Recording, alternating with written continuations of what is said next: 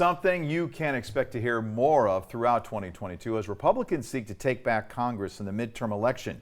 It's the situation going on at the border. Last year, Border Patrol saw nearly 2 million migrants trying to cross into the U.S. illegally. So how many have been sent back? How many remain? And who's in charge of the ones who do stay? Joe St. George reports. As the country debates immigration, it's important to remember that people die trying to come here. This memorial is on the side of the road in Holtville, California, about 10 miles from the Mexican border. 13 migrants who were being smuggled in a car died in a crash here last year. Crosses, names, now reminders of the dangerous journey.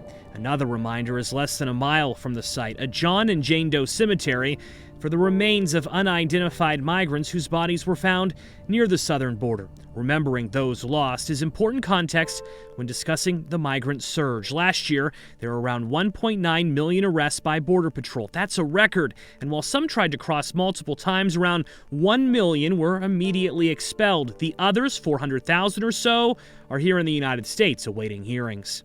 Once a migrant is apprehended by Border Patrol and they are processed, if they're not sent back to Mexico or to another country right away, they're allowed to stay in the U.S. for the moment. And the first place they go are makeshift shelters like this. This is the Catholic Charities donation room. And that's where you find men and women like Roy Mendenhall.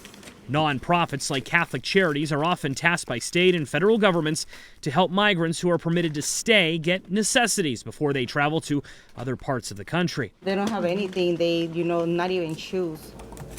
The workers and volunteers here providing unique insight into what the country should be doing. I approach it outside of politics. Mendenhall says his biggest issue is if there's just too much politics around this topic. Whatever your views are, the people who are legally permitted to stay here, he says, should be given more respect. There's a lot of people, a lot of migrants that come through here that have been separated from their family members. Mendenhall's wish of getting the politics out of this is unlikely to happen. The border is poised to be a major issue in the midterm election this fall. Early data shows 2022 will be very similar to last year when it comes to illegal border crossing attempts.